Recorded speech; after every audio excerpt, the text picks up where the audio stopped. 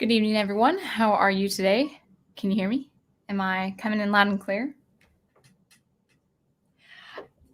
It's been a couple weeks since I've done this, but I feel like I'm just totally new. So I just want to make sure everything is good and everything is great sounding with audio and visual. I'm going to go on YouTube real quick and mute that just in case I need to be on YouTube.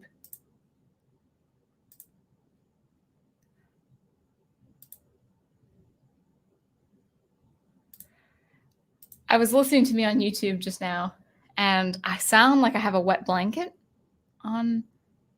So, do I sound okay? I'm gonna check audio settings just in case. And it could just be me. I could be hearing it wrong. But we'll just go ahead and do that. And all right, everything looks fine.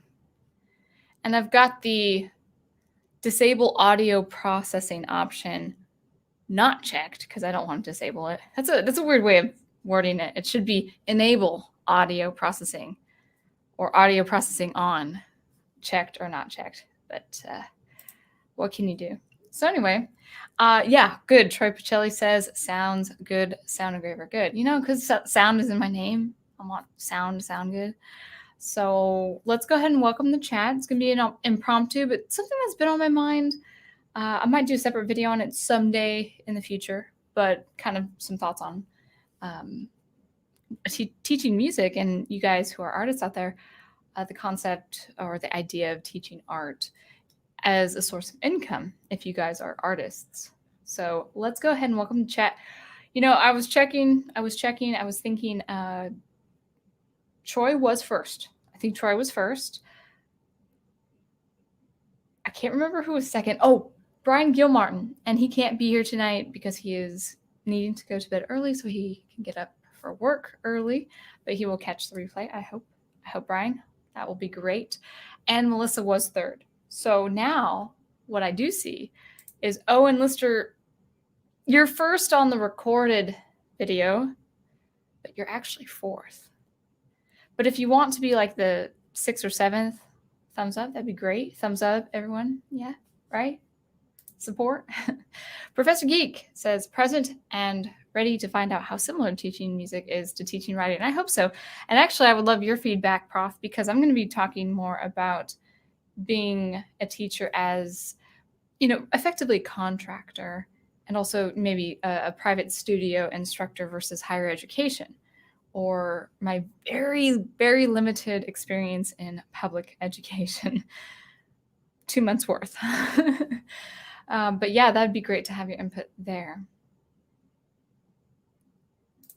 Oh, and Owen Lister is wishing you well. Big Al says, have a great stream, Sound Engraver. Great. Daniel Heron accurately says not first. And then there is Melissa Harris. And Waylon Smithers. I have seen you, I think, on David Stewart's chat. I have seen you there. So welcome aboard.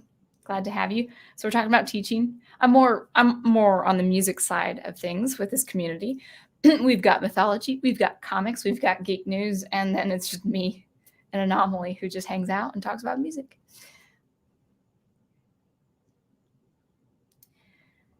Troy Pacelli says, Sound Engraver, your hearing is way more sensitive than ours. I know. Like when I say wet blanket, I'm thinking, you know, it sounds like can, like you're inside a can, you know, those aluminum cans. And so that's what it would sound like without my condenser microphone right here, all plugged up. So thank you for the reminder. I know I'm so sensitive. It's probably like a culinary artist who just knows food like to the nth degree, and if like a milligram of something is missing or something is added, it just drives them crazy where we wouldn't know. I think it's the same way. Wolfton, good to have you. I was thinking about you when I was thinking about this topic, so hopefully it's helpful for you if you had interest in teaching art or any of you guys doing illustrations and visual art. Okay, that's fair. Big Al Presents says, sound is okay to me, but I don't have your trained ear. Daniel Craig, well, maybe. I don't know. Depends on how many people are on board. Oh, Netter says hi, but she's unable to get to her own computer going just now. But I thought I was on the big screen. Why can't you guys just hang out in your geek fandom room, while you're watching me on television or whatever however you guys have that hooked up. And thank you. Oh, there's Netter. There you go. How are you tonight? I'm swell. I'm doing really well. I'm a little sleepy. Had some Chinese food today. A little sleepy. Had a very wonderful, adventurous weekend. So I'm a little dazed. So hopefully I make sense. Did I? No, I don't think I did. I'm sorry, Wolf10. You also missed my famous catchphrase. Oh, hey, wait, no. Well, I'll say it if I've missed it. Hey, hey there, Sound Engraver. I hope you, Wolf10, and your family are doing well.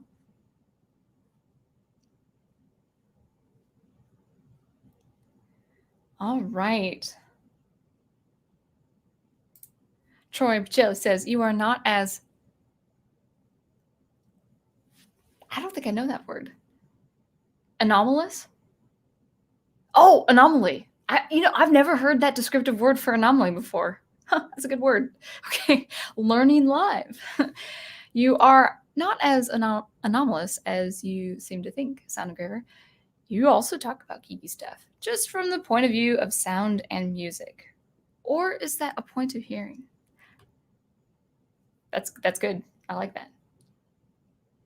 Oh, thank you. So you have to get to your computer to chat to me. Netter's great. All right, looks like we have everyone on board. And anyone just dropping in, just, to say hi, I would appreciate that. And also, of course, liking and sharing the video. Today, we're going to talk about teaching. My income as a teacher, teaching music. I am a violin instructor, but I also can teach general music, things like basic piano or fundamentals or even composition. As it stands, while I compose on the side and of course write science fiction, for those things I really do invest my time in, my means of income is teaching. And I'm actually contracted. I'm effectively a contractor to 3 studios across the city I live in. And it's primarily violin instruction. I have 2 piano students, and I also teach privately. I have a student who I met in Little Rock. I teach online once a week. And I also have someone based in Seattle, and I teach him composition every Friday. So I do have a couple private students, which I would venture to say that that's what I would prefer ultimately if I continued teaching. But teaching at these studios also is worth it. And I'm going to just talk to you just basically the setting I'm in, as far as working, and then talk about how we can get there, how you can get there if you want, and what to expect in such an environment. And this is totally impromptu. I have no notes. This is just me talking to you. And then we'll bounce around in the chat. If you guys have questions, any questions, if you are interested in teaching your art, whether you're a visual artist or anything like that, I hope you can draw parallels with my experience as a music teacher. So my setting, my work environment, it's pretty basic. It is me going to a few studios here in the city I live in and going straight to the room I'm assigned in, and I just teach violin for half-hour lessons. I haven't had an arrangement with these studios yet. It could change, but I don't think so. I haven't had the arrangement where it's been more than 30 lessons. So I'll teach for half an hour with one person, for up to 5 hours straight, or maybe it's just an hour, for the day. Especially with the quarantine hitting us pretty hard. I had some retention issues with online, doing lessons online. If you guys have questions about that, what the difference is between online and also teaching in person, I'm happy to answer those questions as well. But yes, that's me just going to the studio and teaching for a sequence of lessons, and then coming home. And I also have a couple of my own students that I have privately. It's in terms of, just the practical things, in terms of making income or what to expect. The rate that I get for each half-hour lesson is actually half, maybe even less than half of what I would personally charge if I was running my own private studio teaching violin or music or composition in general. And people might think that would be odd, saying, well, why don't you just start, with just garnering students of your own? Practical reasons. One is I live in an apartment, and I really like to be a quiet neighbor. I don't have that kind of setting to teach for parents to come and drop off their kid for half an hour, or they might even just stay for half an hour, just, hang out, at my place. And I've had that before. I definitely have had that before. But it's just not practical for me in the actual living setting. Most people own a home and they have a room or studio dedicated to that kind of setting. And parents, of course, are more than welcome. But sometimes parents just want to drop off their kids for half an hour, run some errands, and then, come back. So there's that practical side. Also, I don't take care of the admin work. I don't contact the students. I don't really do anything. Actually, I don't do anything now, admittedly. I don't do anything to advertise. I don't do anything to market. I don't do anything to, bring the attention in the city and say, hey, we are teaching music. That's all done through a team of administrators who are awesome, each in their own individual way. And they take care of that. They take care of cancellations. They take care of scheduling. They take care of billing. They take care of policies, contracts. They take care of all of that. So I don't do any admin work at all. And so that's why I'm fine with taking half of what I would charge if I was just doing it on my own. So I think those are the main reasons. Also, when I was in Little Rock, I had about, at a time, while working full-time, I think I had up to 4 to 5 students, private students. I first went to teach at Guitar Center, hoping that my office job at the company that I work for, I loved them, but I just wanted to do music. I was hoping that was going to, be my break and start teaching Guitar Center or at Guitar Center. There's nothing I have personally against Guitar Center as a store. I look at their Black Friday sales. It's awesome. And I'm a customer. I would go to Guitar Center as a customer if I wanted some audio equipment or something like that. Although I like Musician's Friend and Sweetwater just a little bit better. Sweetwater's awesome because, like, if you order equipment, they'll give you a thank you note, and then it's like a packet of candy because their name has the word sweet in it. So I do like Sweetwater. Very good customer service. But I like Guitar Center as well. And so I went to teach there, started teaching. It just didn't work out. When I taught at Guitar Center, if I didn't have a student, I was expected to go out on the floor and start selling products. Maybe they've changed that, but it's like I'm a music teacher. I just know violin, and violin's not really even a popular instrument to consider in Guitar Center. It's more of that garage band kind of instrument, drums, guitar, bass guitar, and microphone for vocals and all of that. So Guitar Center was a stint. It was about a summer before I thought, no, this is not going to work. And actually the pay was a little below my tier. And so I left, but in the process, I had met a wonderful lady who is in her 60s now, and I've taught her since. Actually, we still do online. She's based in Little Rock. And I can't remember where I was going with that. Oh, but with her, and then also 3 or 4 other people over time, we just started meeting in my apartment, in my living room, and we just started having hour-long violin lessons. And it was fine until I was too nice.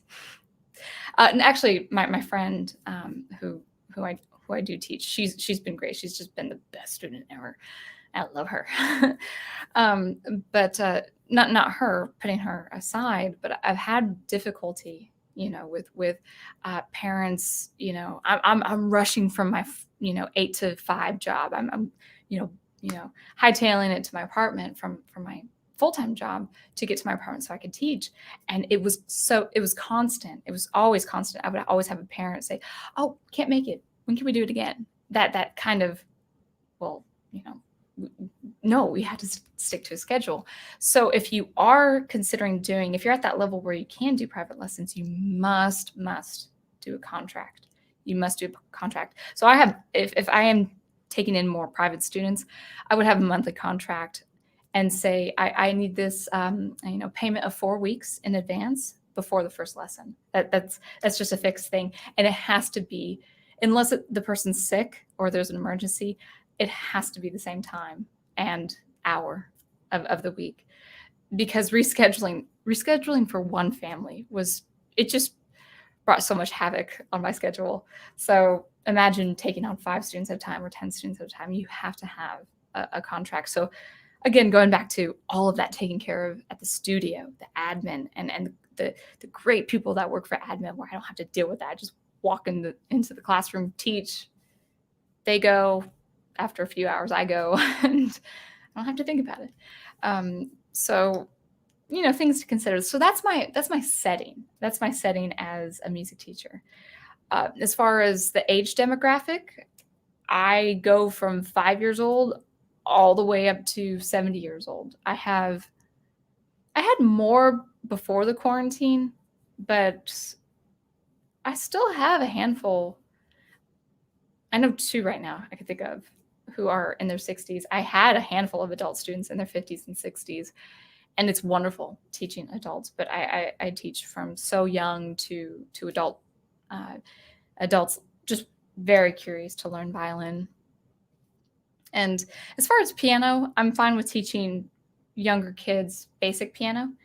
I know basic piano. I can read piano. I can read advanced piano music and intermediate music, but I would really have to practice piano to get that coordination. So I can read beginning piano and teach the fundamentals of piano based on my education. But we'll take a break there. I'll go into chat, but that is my setting. So I go to a few studios. If you have that option in your city where you go to different studios to teach art or music or whatever the case may be, I would say, just from experience, I moved here with, just so eager to take on any hours anywhere. But I would say that if you can fix yourself at one studio, at one place, it's much easier. Commuting has been hard. It has taken a toll on me. So I would recommend, if you find a place, just find a studio and just garner as many students as possible. But I like all the studios that I work at. I like the people. I like my students. I like all my students at all locations. So I'm fine with the arrangement right now. So let's go ahead and take a look at the chat. If I have any questions, or if you have any questions for me, just let me know.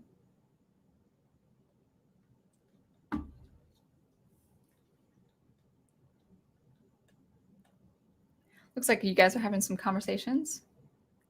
All right, so this actually, Wolf 10, actually I was thinking about this topic because I remembered you asking this on another stream.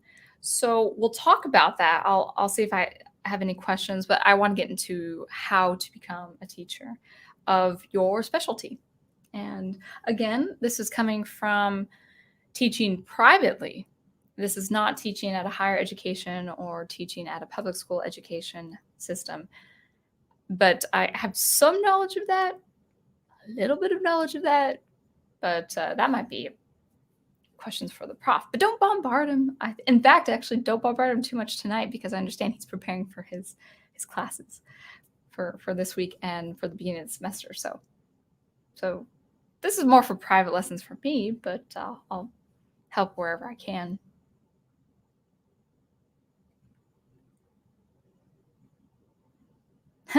Dr. Y, thank you. Maybe I want to see if I could do Roadrunner. Maybe. Nah, that's not good. I'm late. That's okay. It's not like a class. I'm not gonna give you the death stare for being late.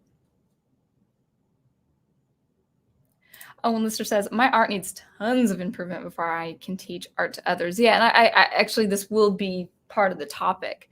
But, this is something to consider, that, if you do master something, if you finally have mastered something or have become very proficient with something, that is a way to making income. So maybe it takes years for you to make income on your own art, but you can have supplemental income as one would teach art.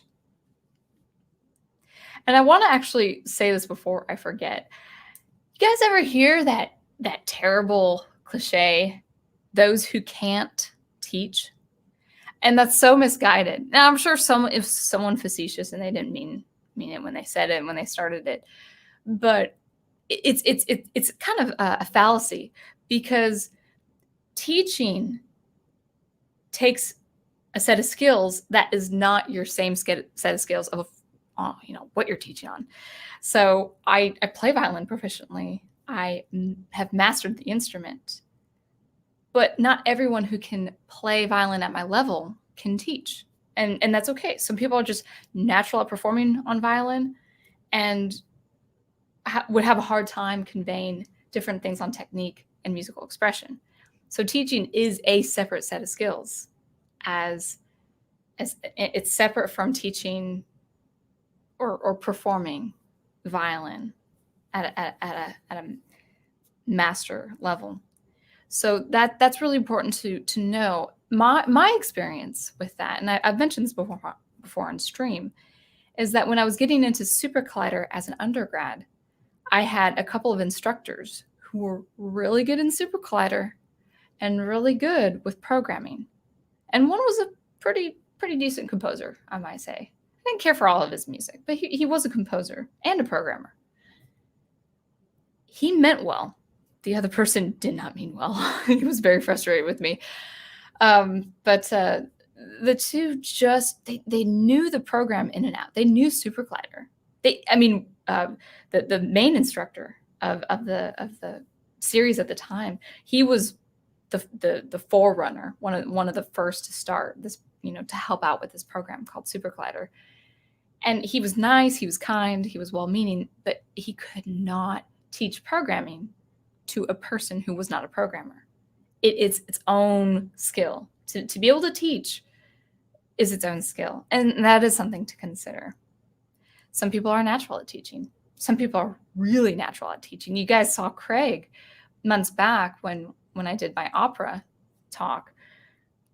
Phenomenal teacher, and he loves what he does. He could do it.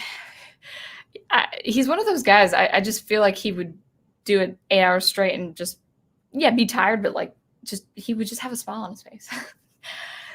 Me teaching after 8 hours straight, I'd be ready to go home. But I'm a natural at teaching as well. So, if you guys had needed any clarification on that, just let me know.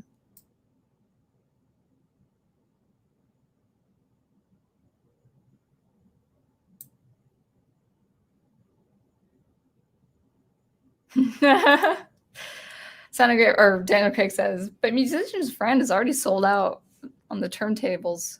Sold out of the turn. Sold. Can I say that grammatically correct? But Musician's Friend is already sold out of the turntables I was looking at. I'm sorry. Turntables. That's cool. I didn't know they don't. That's a joke, right? I don't know. I should look. I'm probably gonna look and double check. I hadn't seen that in their catalog. Oh, one listener says, Sweetwater sounds like a cool band name from the 70s, like CCR. Well, actually, Sweetwater to me, or like Sweet Grass, kind of sounds like maybe rural, some kind of rural, folk, maybe bluegrass or something like that. Professor Geek says, Sound Engraver, would there be taxes or insurance costs to drive up the price if you taught through your own studio rather than private lessons? Oh, Okay, so when I say studio for private lessons, I do mean the physical space. So whether that's in the house or something. As far as owning a music studio, no. I can't. Well, I mean, when I say no, I mean I say no. I will not even go there because I can't imagine owning that kind of business. I'm not a businessman or a businesswoman. I'm not a business person.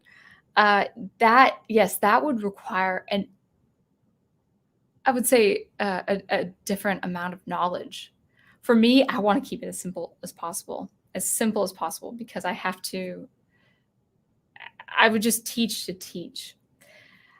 So when I see these owners of these studios, sometimes twice they've two of them at least over, from time to time have kind of suggested the idea like, well, if you ever wanted to own a studio, and I'll be honest, I don't think I could ever do something like that. I don't think I could ever do something like that. That just it's just so much work. And for me, I'm a natural teacher, and I can get into this a little bit later too, if it comes to that, or this might be something for a separate stream. I'm a natural at teaching, but as far as getting students together and recitals and stuff like that, that's just another type of passion that I just don't have. And I was gonna be an orchestra director for the longest time before I realized I didn't want to do that. So yeah, just to answer that question, would there be taxes or insurance costs to drive up the price if you taught through your own studio rather than private lessons? Probably if it was in the context of a home. But for me, that's a good question. I would consider that if I ever went into that. But we're dealing with the hypothetical. I would have like a separate room, for a home, an actual home. I charge what I would charge because of my mastery on violin. So for instance, I'll give you guys an example. Whether the person needed to drive up that cost for their own taxes or insurance. I need violin lessons. People say, what? You know how to play violin. I would still like to improve and even get to world-class level if it ever came to that. Now, not to say I would tour the world and perform great violin concertos with great symphonies. No. In fact, I'm probably past that point in my life. And if I'm not, I don't think I have the interest. But I'm very much interested in always excelling on my instrument, the violin. And so people would say, what? You need violin lessons? I said, yes. And I would totally expect to pay probably $200, $250, maybe even $300 an hour for a top-tier musician to teach me, top-tier violinist to teach me. Maybe not, or maybe so once a month, or once every 3 months, because they would have that knowledge to give me the information I would need as a kind of investment. For an hour with them would be like 4 months with someone else, because they would have such almost inherent knowledge of the instrument. For instance, I wonder if well, let's see if this works. Okay, I usually do pencil with my bow hold, so like that. This looks a little different. Oh well. But yeah, that's my bow hold, and this is my violin hand. So I want to see if I could do this with a pencil. So I can't really do this without the thickness, but my let's see if I can see that. My fourth finger, the way the joint here kind of straightens, whereas it needs to be curved. Now I can curve it when my two fingers are together like that. But as soon as I do a whole step apart, this feels so disorienting without my violin. As soon as I do a whole step apart, it straightens. And I've had this problem for years. Most of my students don't have this problem. And they kind of like beam with happiness and pride when I say, I can't do that. I just, my hand is, not been able to do that. No matter how much I've worked on it and tried different techniques, I need to try one more technique from this Russian lady from Denton, Texas, who teaches at UNT. And she has this great exercise that I need to get back to working on. But I would have no doubt that a world-class violinist could teach me one thing that would help me, something that I've struggled with for over 15 years. Straight, bent, naturally curving this with where my two fingers are a whole step apart, or even larger than that. So something that I've struggled with technique. I know someone I would pay $250 an hour could help me solve within a month. Something that I've struggled for so long. So that's kind of that I hope that concept, that idea helps how I would charge. So I've mastered the violin. So I would charge a fair amount an hour if it were me. I don't know if I would, maybe music. I would talk to music teachers. I'd probably ask, well, do you factor in insurance with your house? Do you factor in not insurance, taxes? I don't know. Depends on how large the studio is too. If I had just like 5 or 10 students, probably not. But if I had maybe 30 or 40 students for a studio, maybe, yeah.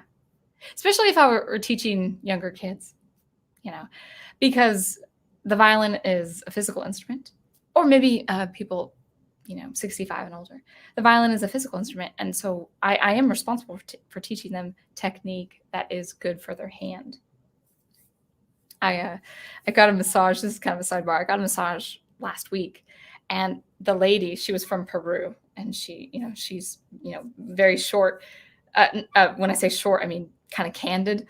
And I had a pressure point right here, and it hurt. And that's my violin hand. And even with me, as relaxed as my hand is, as relaxed as I teach people to have, that nice relaxed hand, that flexible hand, that flexibility, I was so surprised because even at my relaxed, in my relaxed posture, I still developed so much tension here. And so that kind of thing is important to consider as well. So that was a little tangent. Thank you for letting me talk about that.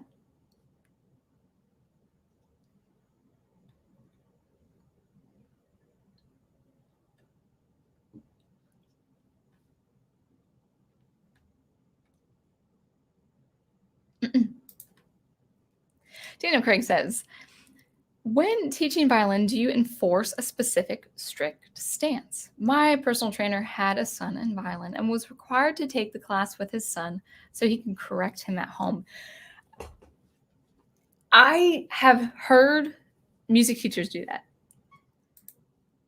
In fact, I have a friend at church who, when she learned piano, when her daughter learned piano, she had to be at the piano with her daughter so she would know what notes to play.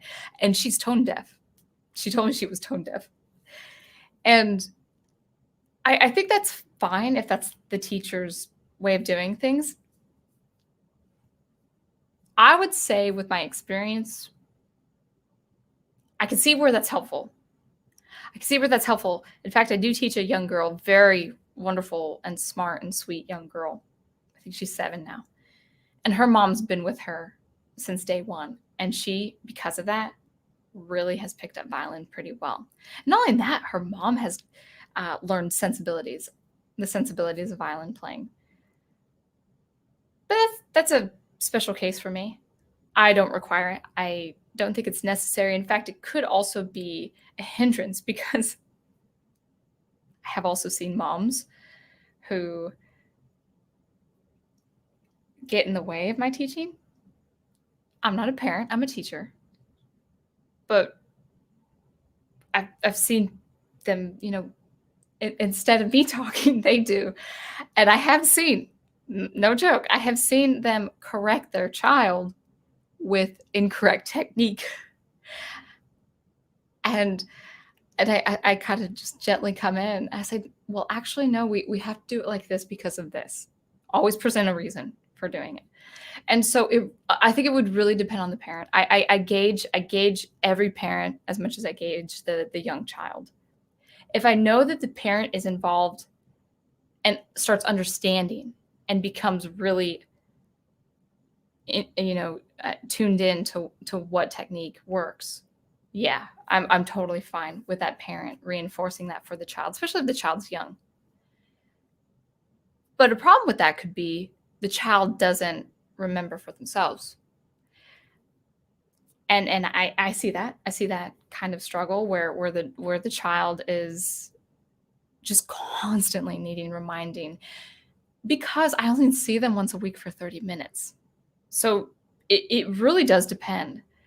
The ability, the intelligence of the child, the personality of the child, the personality of the parent, and how much the parent does absorb. But if the parent doesn't want to do it, I really wouldn't want to enforce that on the parent. If the parent wants to let the child take the lead there, so to speak, under my guidance, then I think that's a good situation as well.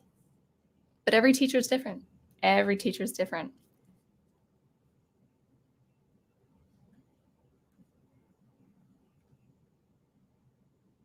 Oh, did I go on to, well, it looks like you guys have a lot of things to say, but are you guys talking to each other? If you guys have questions that you want me to answer, you have to tag me, because I'm seeing you guys talk back and forth how to become a teacher. But I am a teacher, so I would take the opportunity to ask me questions.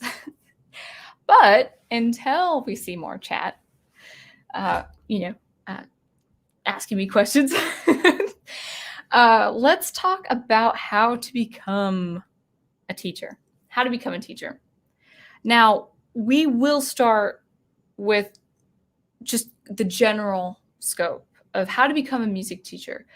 And we'll start with maybe what some of you guys already intuitively know, and that is getting your higher education. Your higher education, your college degree. Now, I have done a video, I've done commentary asking the question, is getting a music degree worth it? And I'm pretty honest, I'm pretty candid if it is.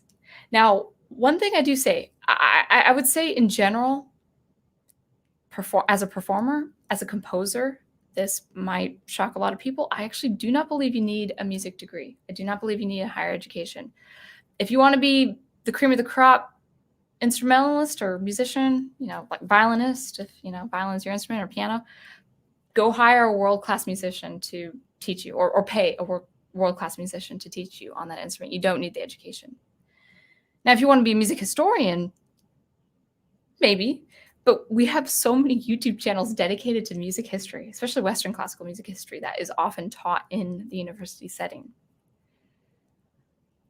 You do need a music education degree if you want to become a public school teacher.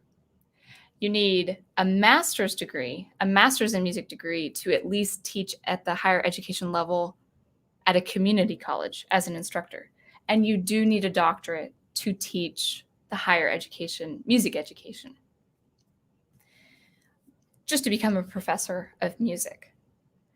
I will say, though, while I've sort of I've sort of gently brushed the idea that you need a music degree, 2 of the 3 studios I work at had looked at my music degree before they brought me on board.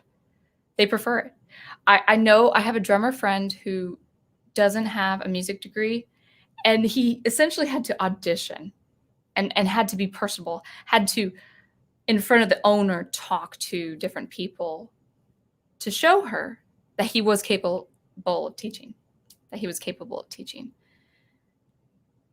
But she was because I recommended him, and she said, well, he doesn't have a music degree. I was like, I didn't know that.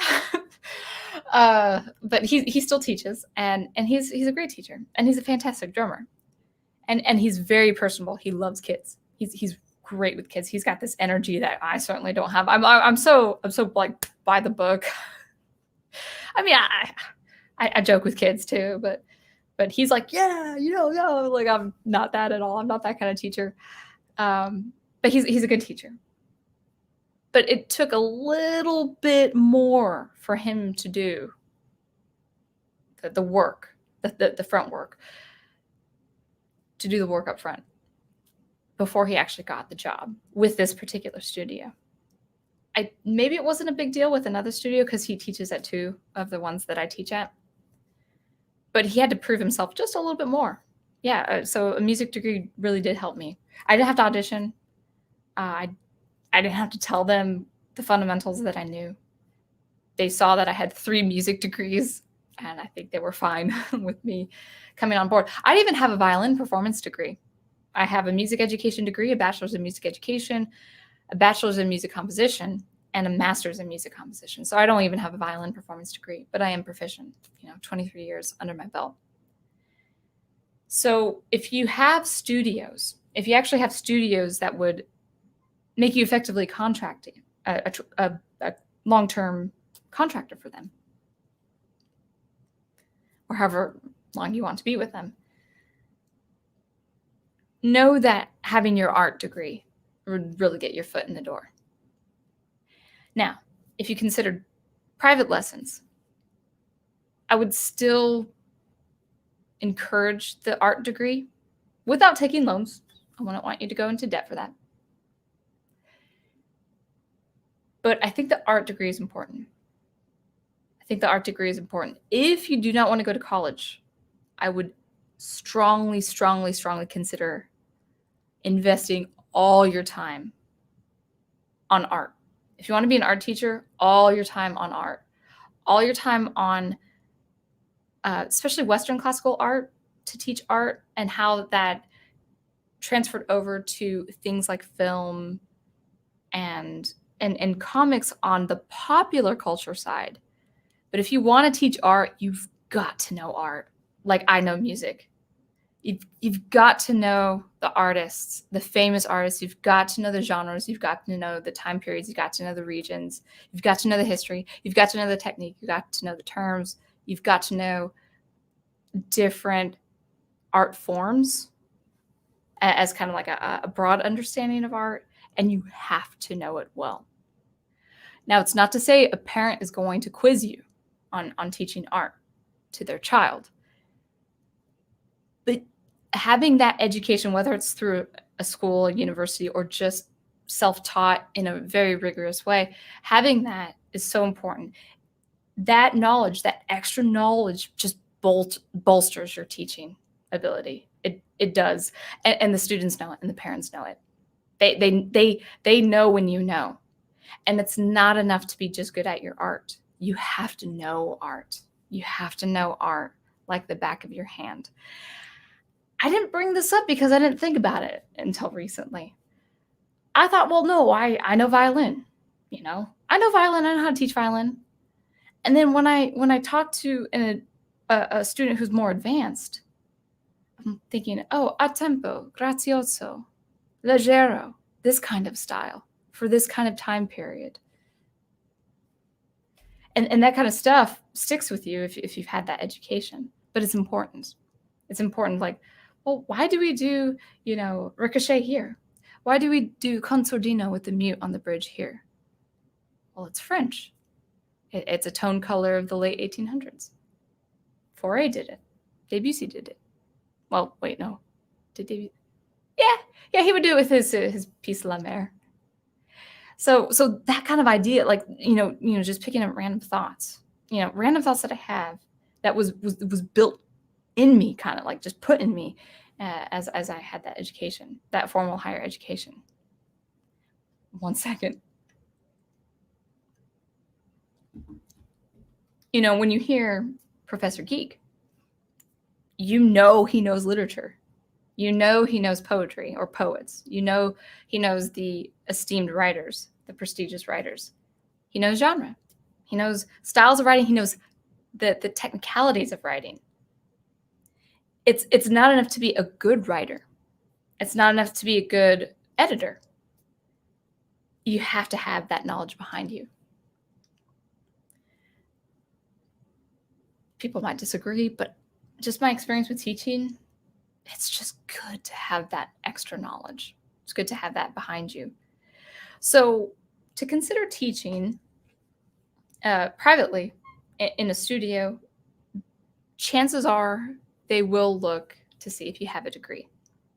If you choose to teach privately, just know two things. It's not enough to just be able to know how to do your art. You have to know how to teach, and that's a separate skill, and that takes practice. Your first lesson might be awful.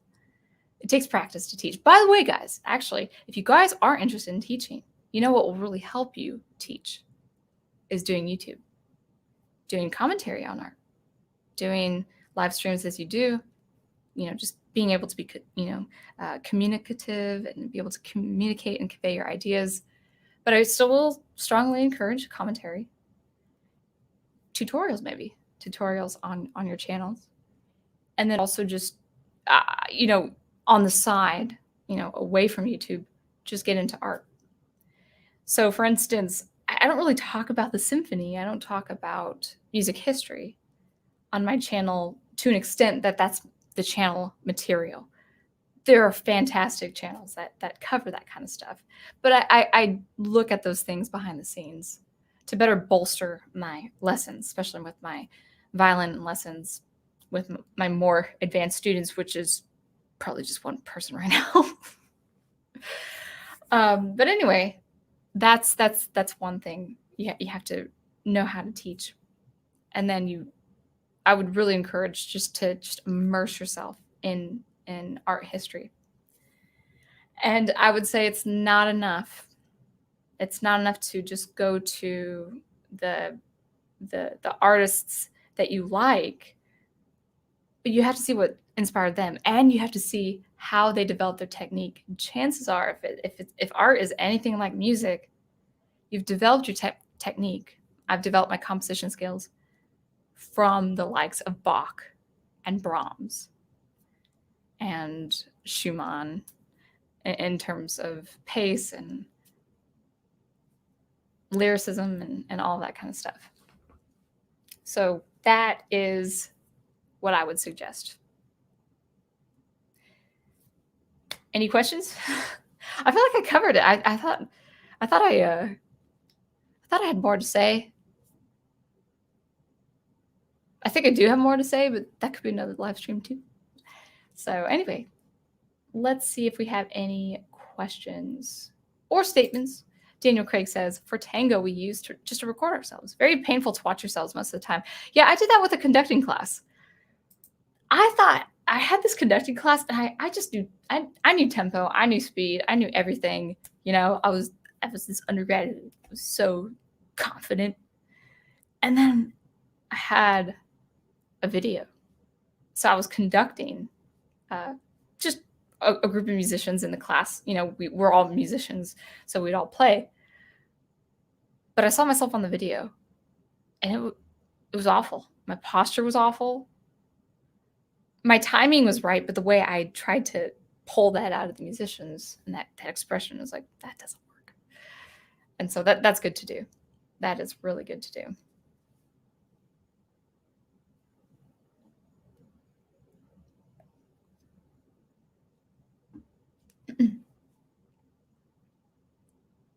Oh, well, good night, Owen. Feeling sleepy? Yeah, I'm a little sleepy too. It must be the Chinese food. But have yourself a wonderful night. And we are on the stream tomorrow on the Prof's channel. Troy, Nanette, Big Al, and myself with the Prof, of course, I'm not plugging anything, guys. Mask of the Phantasm. Batman Mask of the Phantasm. I saw it this weekend. It's awesome. So good. All right, Daniel Craig says, Wolf and I were discussing credentials, but based on his particular emphasis, I was not sure what would necessarily be required. You mean to teach? I hope I covered that. If I'm leaving anything out, or if you have questions, just let me know. But I feel like I've covered what is required for at least a job like the one I have, teaching violin. And let's see. Oh, Professor Geek says, now that many kids are forced to fully, or partially homeschool. That is correct. Have you seen an increase in online opportunities for private music teachers? It definitely is. It exists. And that's a wonderful thing. That's a wonderful thing. I have this to say about online. Well, before I say that, I'll answer your question a little bit more.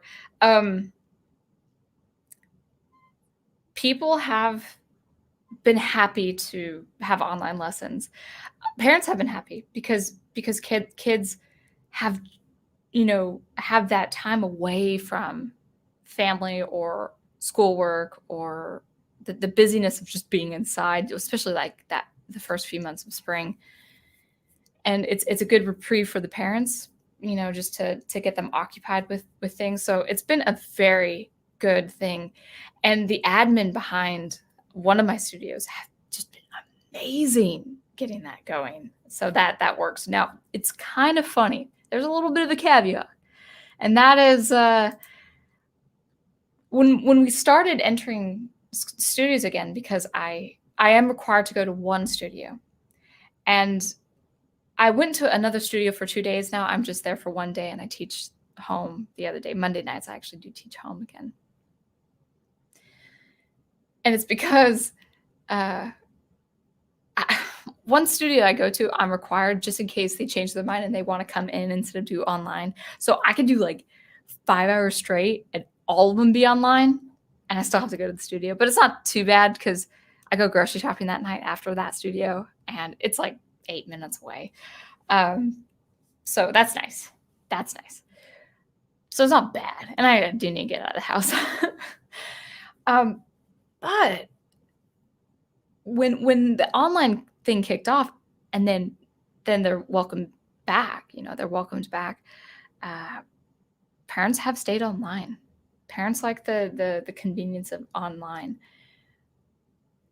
I would say for a few of my students, I have asked the parents personally to come back in at least once a month just to get that posture and that technique down. Because it is you could see it, but like look at how I'm framed in this screen.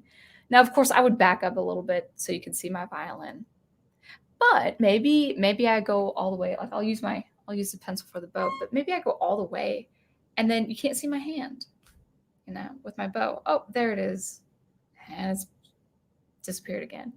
If the student's not aware, especially if they're young kids, they don't know that their hand left the frame or the scene. So it's a constant like, well, okay, I'll focus on the left hand technique there, and then we'll focus on the bow hold or something like that. And you also have technical issues and all that can interrupt the flow, but still people would prefer that. A lot of people just prefer that. Now, I'm fine with doing that if I've been with them before, and if I've established rapport with them in the room, and if I've established their technique, especially if they've just started violin with me. So if most of my students when this quarantine hit had been with me for a year anyway, so it was okay. It was okay. Some adult students don't like it. I had 3 adult students just quit. They didn't want to do it online, and I can totally understand. They needed me there in person to help them. I get it. I'd probably be the same way. I don't think I could do online lessons as a student. I don't think so. But some parents have loved it, and so it's fine if that's what they choose. But I notice if the student is not careful, and if I'm not careful to catch it, the student will lose the technique. The student will actually go backwards in technique.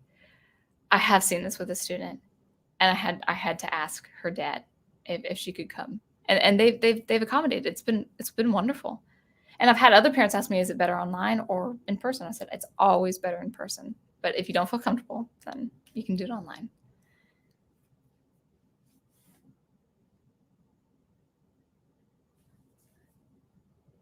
And I think I answered the question to the best of my ability, Prof.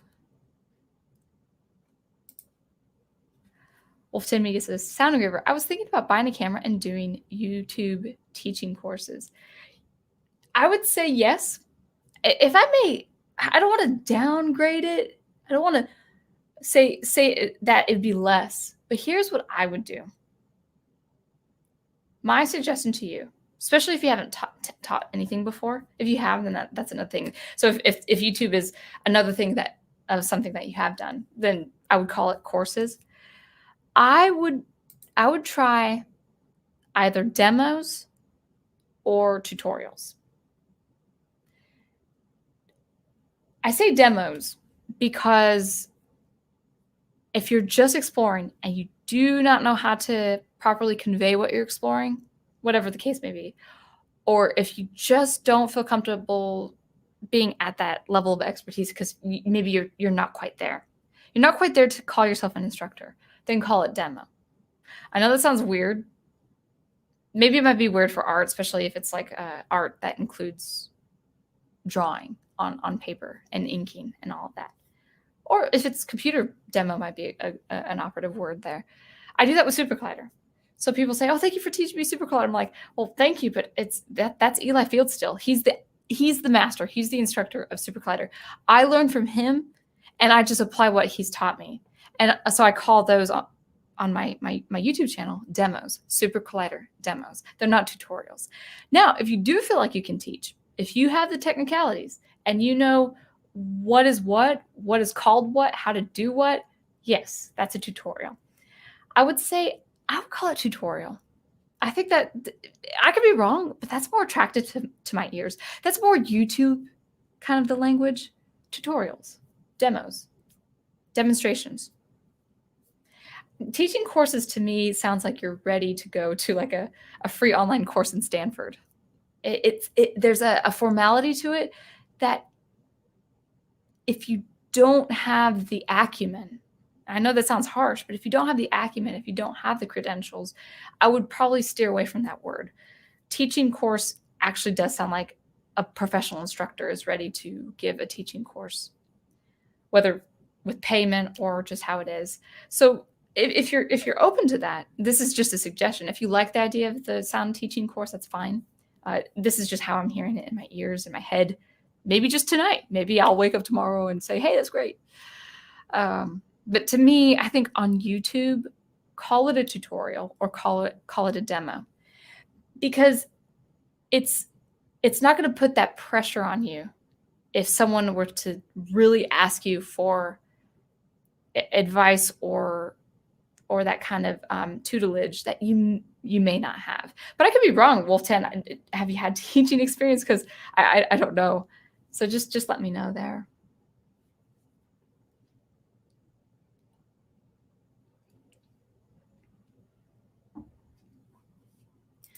Melissa Harris says, I like classical music. And I'm glad you do, Melissa. It's important. Classical music is syntax and semantics, you know? It is language. It does convey language, pacing, narrative, harmony, consonance, dissonance, dichotomies, and all that good stuff. I mean, all good music does that. But people associate classical music with being something inaccessible or something of the past that is just too far in the past, and it's really not true. The great, and I've written their channel name here, but Two Set Violin, they really have wonderfully brought to the table, to the public square, really to public conscious classical music. And they do it in such entertaining ways. They're a comic duo, but they're classically trained violinists. They've done competitions, they've done university performances and also professional performances. But yeah, Two Set is really good. And so if you're interested in just learning more about classical music, just go on that channel. You'll have a really good time. They're really funny. And even people who don't listen to classical music or don't play violin, they still love that channel. They have made it really a good thing, a really accessible thing. Oh, wait. Oh, Wolf 10 says, despite me not having a degree. Oh, is that for, let me, if we can kind of talk about that. Teaching courses, I just would say, like, when I hear that, I feel like at least an instructor level professional, someone who has had a master's or someone who has had teaching experience. I could be wrong, but that's just my impression.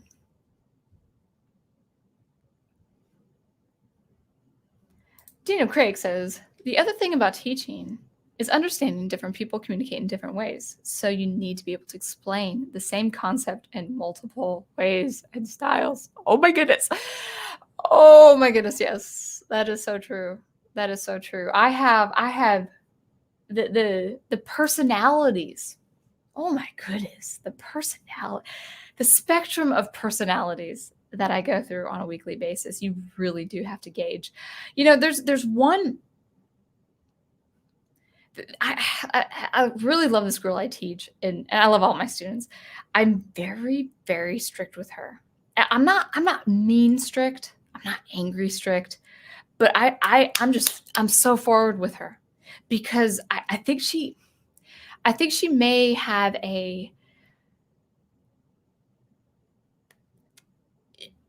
this learning. I wouldn't say it's not diagnosed as a disability. I would say just a deficiency where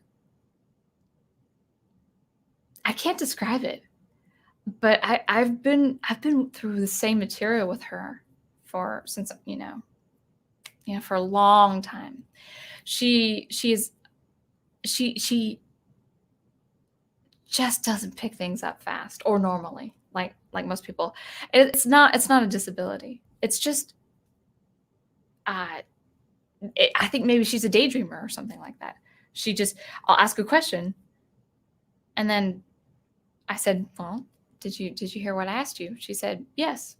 And I'll ask her, of course, to repeat that question, and she'll phrase half the question. So she probably heard half the question and then just kind of like phased the other half out. And I have to keep her awake. I have to keep her alert. Yeah, I want to do that consistently with every student. One student, and another student, I'll be with her, and then with another person her age in a very different way, in a sweet, encouraging way, because they have, they deal with different things, outside music. You do have to gauge very carefully. You have to gauge. You have to have the sensibility of different people and different personalities. It's not to say you have to change. You don't change. Your personality doesn't change. You need to be consistent, but you do approach every lesson differently. And I just said, I work from 5 to 65 as my age demographic. So it is different. I'm very different. Like I'm strict with my adult students, but my adult students who are, a generation or two after me, I have to gauge it very, very carefully, because it might be harder to see someone much, much younger to be so forward and strict, like, oh yeah, you got it, but do this. It's a learning process. You will make mistakes teaching. You'll drive home thinking, I should not have approached it like that. Sometimes that's your day. But yeah, that's a very good point. I think that was Daniel Craig who said that.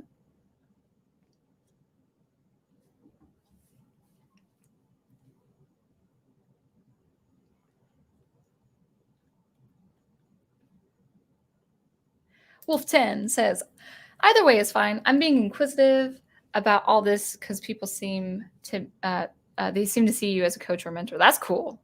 Yeah, coach is a good word. Coaches, just don't put life next to the word coach. Don't do that. Don't do that. I would say coach is cool. Now, this, by the way, this is just me being particular. This is only me being how I hear it, how only I hear it. I could be totally mistaken. It could be different depending on your city, the demographics where you live in, what's around you in your community. For instance, if you have studios around, if you don't. And visual art probably would be different than music as well. I have heard vocal coach, or maybe if you're in drama, like a Diction. I think that's how you say it. How to pronounce words. Maybe you're singing an aria that's French, or maybe you're reciting a monologue in German or Russian or something like that. So you have a coach on how to precisely pronounce that language. So there's vocal coach there, singing or speaking. So yeah, maybe coach works if that's familiar in the art world, and I'm just not aware of it. That's good too. I like that idea. Coach sounds great because it's very personable, but it has that edge. Like, okay, I do have these expectations of you as well, so that's good too. There's nothing wrong though with the old-fashioned word teacher. You don't want to like pizzazz it up, and say like I want to choose a word that's not teacher because teacher sounds dry. Actually, a lot of people just are fine with the word teacher.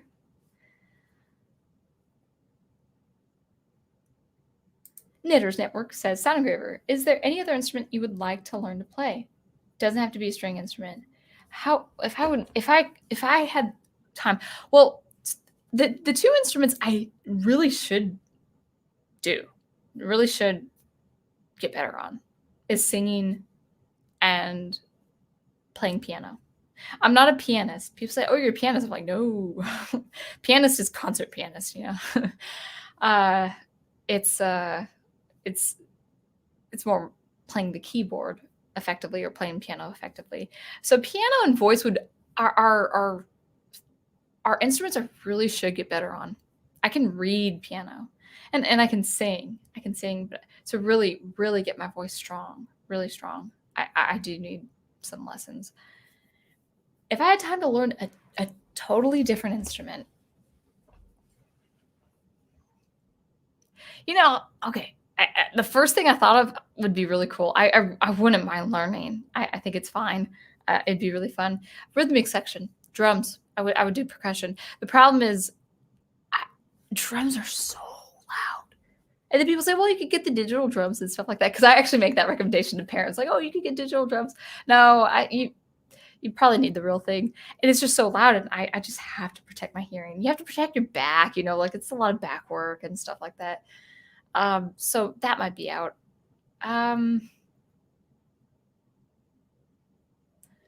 That's a good question. I do like percussion though.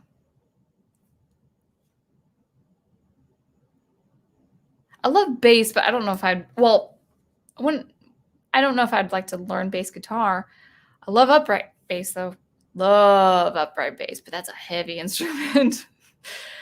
Yeah, I don't know. Let me think about that. Like as I go through.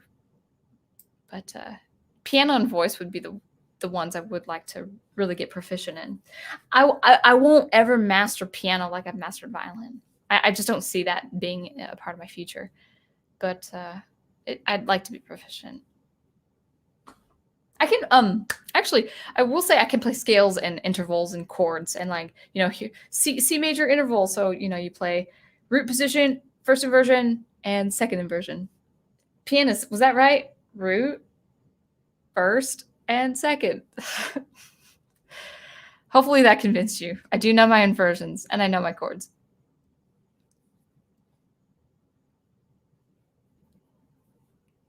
Ooh, I got hair in my eye and my mouth. Ugh. There we go. Daniel Craig says, Sound Engraver, it's hard breaking out of your own paradigm, but some people make you break into theirs. Excuse me, guys. Sometimes there are really basic words I don't know. And I'm going to admit that live. Paradigm, a typical example. This is technical. A typical example of or pattern of something, a model. I thought that's what that meant, but I just want to be sure. It's hard enough breaking out of your own paradigm, but some people make you break into theirs. Well, what do you can you provide context? Are you talking about a teacher-student relationship? Or are you talking about an artist to another artist kind of model? It'd be interesting to know what you're talking about for a little more context.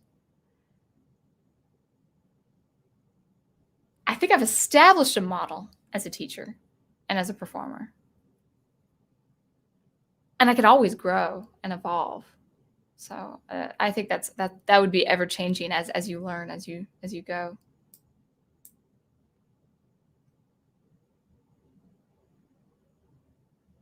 Agent Boomer, welcome. How are you? I always learned from the best. I always learned best from teachers that struck a little fear in me. Well, that's good, because I sometimes feel like I do that to some of my students because I have expectations, especially the students that have been, with me for a long time. Because if I do not see progress, you know what I think? I think of it like a business. Parents are paying students to get better at their instrument. And if the student over time is just inevitably apathetic, the student really needs to find something else to get interested in. I'm not about quitting, but I had a girl actually just this last weekend. I was sorry to see her go. She said it was her last lesson. And I said, and it was really sad because she's very capable at reading music, very capable. She just knows how to read music. And I said, I kind of gave her a little bit, like the last 5 minutes of our lesson, I kind of gave her just a little bit of a nudge saying, I know you're quitting music for some time, but I just wanted to encourage you to always consider it a possibility in the future, because she's such a natural at reading.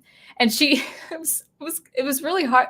In a way, it was funny, but also heartbreaking, because that last lesson, she just didn't want to be there. She liked me enough. It wasn't me, but she did not want violin. And she was so apathetic, and she was just doing all these things. And sometimes it was correct. Like I said, oh, wait. Like, it's like 15 minutes until she never comes back again.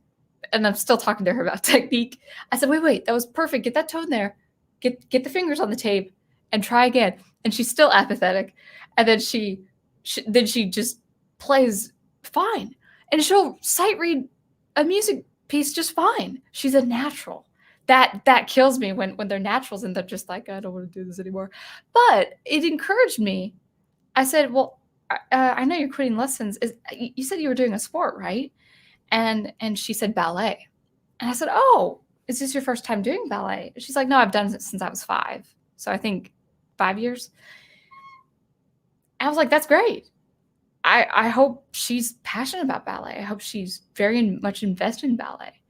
I had a sweet girl who was so sorry. She apologized to me. She said, I'm quitting violin. I'm so sorry.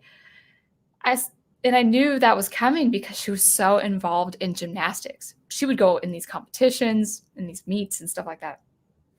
I was like, that's fine. She has her own thing, so it's good. So I don't know where I went with that. I don't. Oh, it was Agent Boomer. Yeah. So it was. I'm very firm as a music teacher. I'm kind. I'm compassionate. I'm nurturing. But I have expectations, because even though my students are apathetic, not all of them, even though I've had students that have displayed that apathy, I'm not apathetic. I still want them to at least get enough out of that lesson. I've had parents. I've had parents contact me, like parents that could contact me, 5 minutes before the lesson or 10 minutes before the lesson, saying, they didn't practice this week. Should we come? I'm like, yeah. Oh, I'll be disappointed, but I'll make 30 minutes happen. I know how to make 30 minutes happen. You don't practice? Well, let's work for 30 minutes and we'll start another week. That's actually the worst, is when I do not approve of not practicing. And my students know it. But it's worse when they don't show up because they haven't practiced. I'm like, nope, you're still coming. If you can, drive over here. It's because it's unpleasant. They know they haven't practiced. And I'm one of those quiet punishers. I don't yell. Of course I don't yell. I mean, I'm a contractor, so that wouldn't work. But I don't yell anyway. It's one of those, well, I'm very disappointed. Let's move on. I don't really ham that up, but I let them know I'm not pleased. and they want to do better. Actually, there are some lessons that they walk out of. They're so disappointed because I'm disappointed. And the next week they practice so well. Like, you practiced, didn't you? They're like, yes. I was like, yeah, I could hear it. I could see it, So I do strike a little fear in the students. I'm so kind, but I'm like, come on, guys. Let's get to work.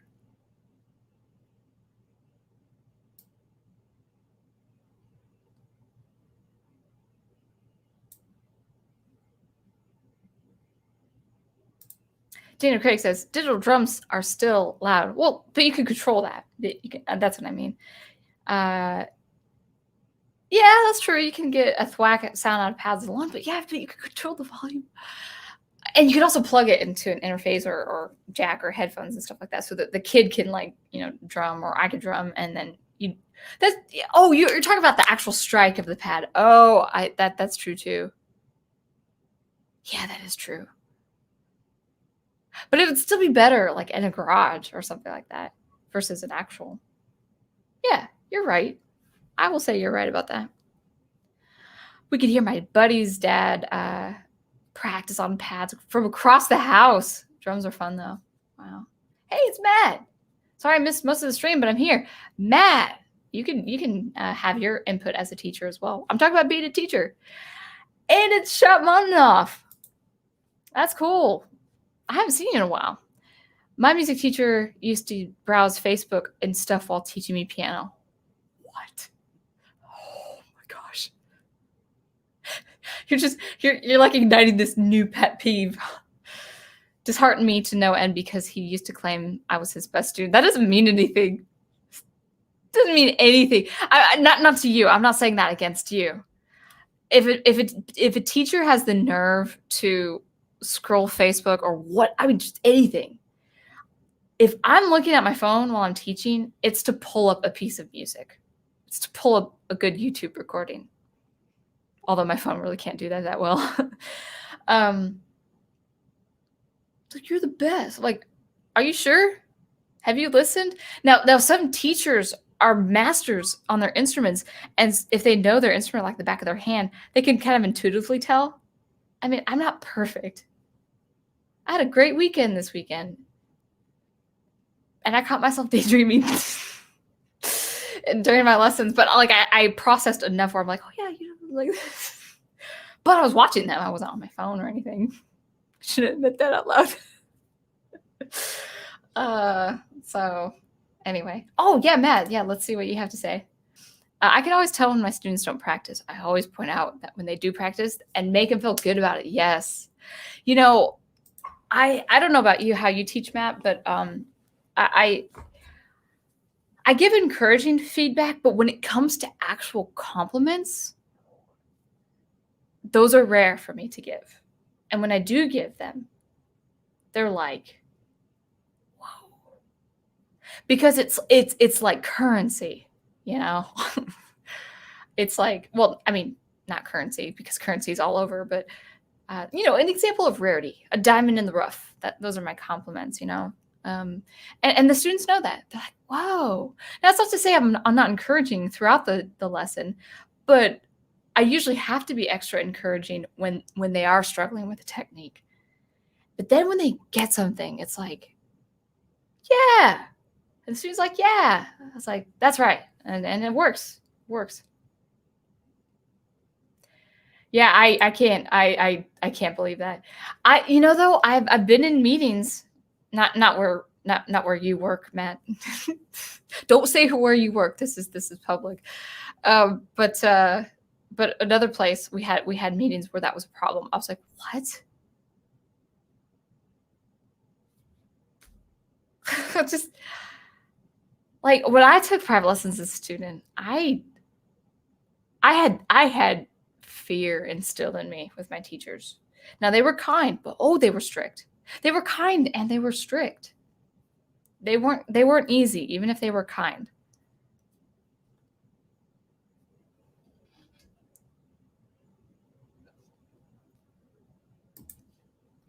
Trotmanov says, I'm so glad the teachers around here are a lot better with giving students their undivided attention. I hope so. I hope so. I sure do. Matt says, I'll pull up music sometimes from ear training or tablature if the student springs a new song on me out of the blue.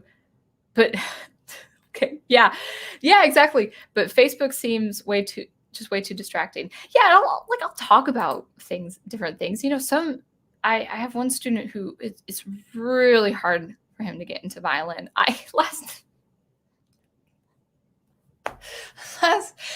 The last lesson he had with me, he was like, I don't want to bow. He was so excited to bow. He was like, when am I bowing? I'm like, you're bowing, and you're not bowing until you get that left hand down, that left hand technique down. And then he's like, yay, bow. And then 2 weeks later, he's like, I don't like bow. This is just too hard. You're like telling me to do all these things. This is kind of like me ranting now. And then toward the end, he's like, I said to him, but you told me you loved a challenge.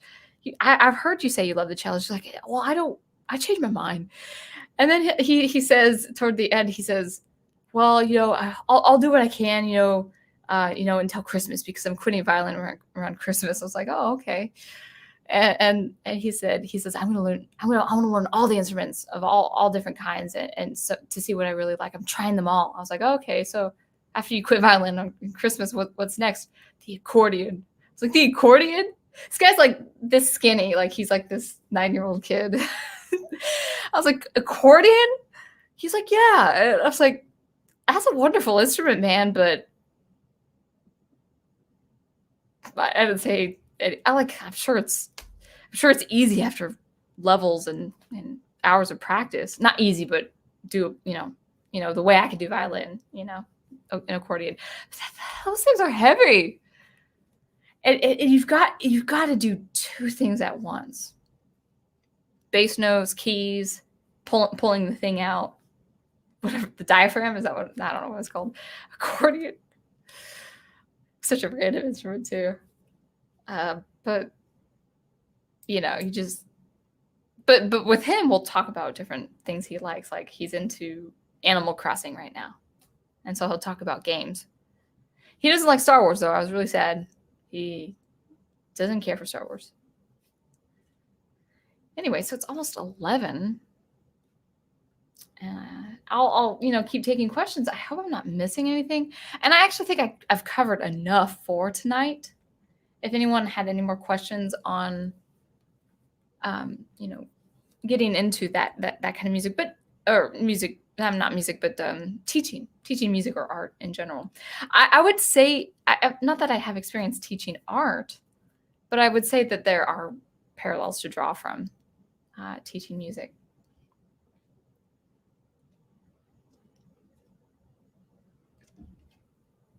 All right. Daniel Craig says, one thing I found that has helped was to always ask the instructor, what is the one major thing I should absolutely focus on before the next practice? Man, if I had students, I do that for students, but that would be nice if the student would ask me that. What I would do is I'd write in the word technique, and then I would say, this is the technique I want you to work on, for the song and stuff like that. Now, the thing is, I have struggled with this as a violin teacher, and this is probably just me for my experience as violin. It might be different for piano and voice. I could, maybe Matt with guitar actually may share this experience, but with violin, I love violin, but I would have to say it is not, unless you are so musically intuitive. And I had a natural gift for music since I was 4, since I probably was a baby.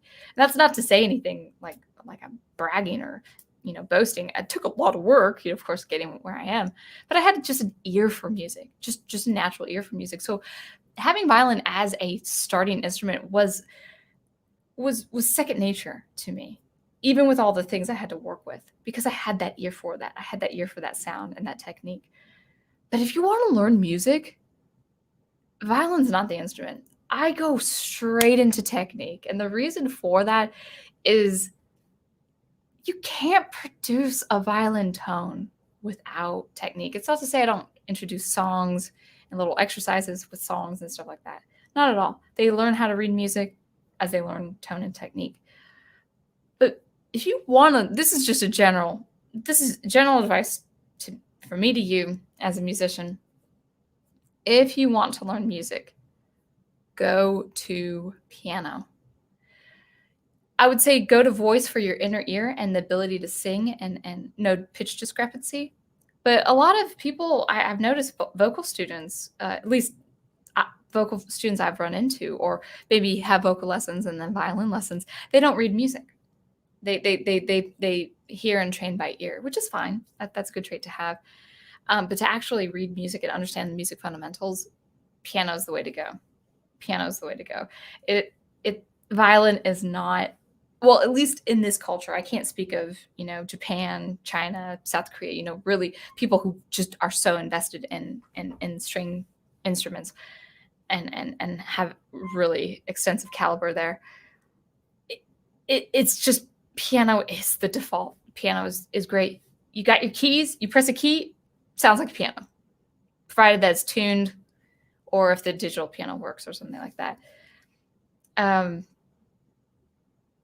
It's very hard to, it's kind of sad to admit this, but it's actually quite difficult teaching music on violin. It's very sad to say that. It was never my experience as a student, as a kid, but it's sad to say that I'm a music teacher, but I really say violin teacher because I really don't teach music. I teach music basics like rhythm and beats and all that and notes on a staff, but I don't teach music unless it's an advanced violinist, and that's a rarity. I have one person who is advanced violin or intermediate.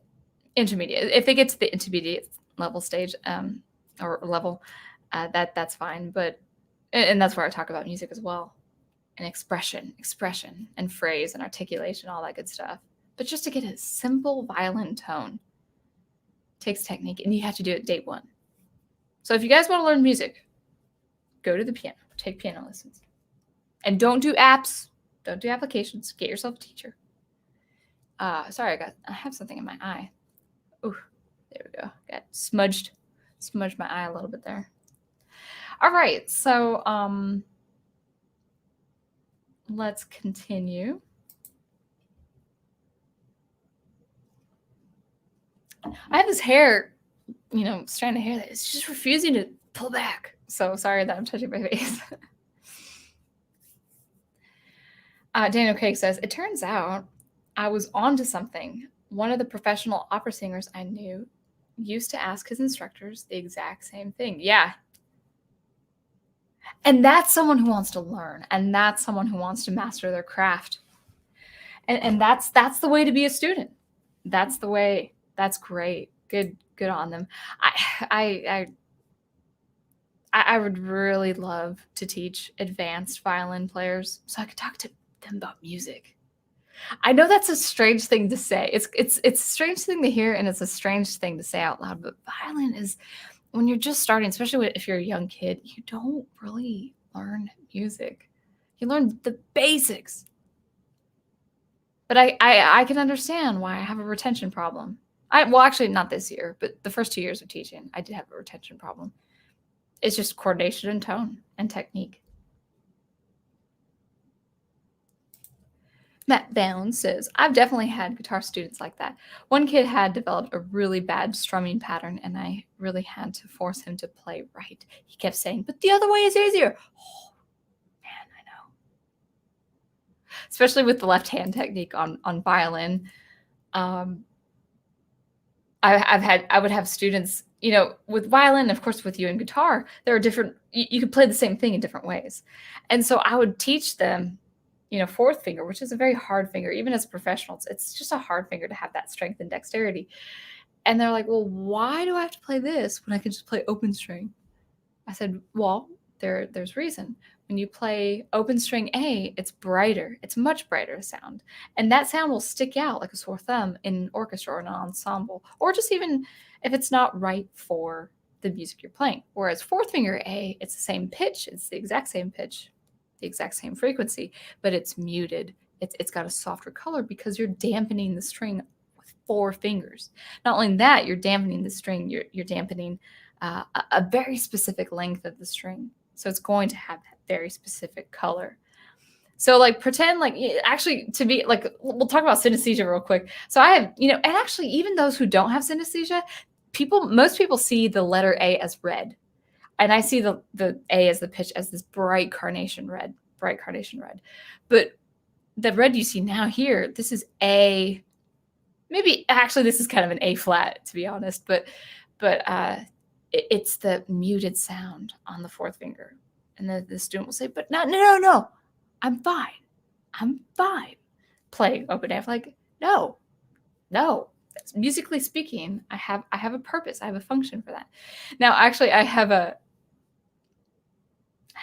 miss her. She hasn't come back since the quarantine, but I really liked her. She was great.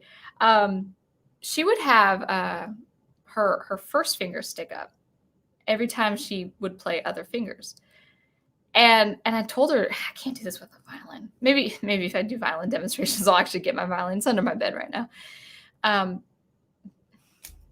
might just do that. I don't know. You guys can see the example right here. I just feel so disoriented. But she would have her fingers stick up just straight instead of just a natural curve like this. And I said, you cannot have your fingers pointed up if you want to play fast music. Now, the thing is, I recently, well, not recently, but, some months back, I had seen Itzhak Perlman, the famous world-class violinist, wonderful Israeli violinist, not Jewish, well, of course Jewish, but Israeli nationality. And he's so good. He's a master. He's had this, probably 60, above more than 60-year long career of playing world-class violin. And he actually has his finger up especially when he does this kind of vibrato. And she's like, see, he can do it. I'm like, you ain't doing world-class tours in Russia right now. She's like, still the same. I'm like, no, he can do it because he has such, he's so nimble with his hand where he could go so fast. He can have his fingers pointed up and go so fast. I can't even do that. I have to keep my fingers down in order to do very fast notes. So she was trying to put that on me. I said, no. If you are world class, you're touring the world, then yes. If you've got patrons paying you over $100, $200 to see you play, just a solo violin piece in this beautiful hall, no orchestra, just you, then you can do that. But until you do that, you have to pay attention to what I say.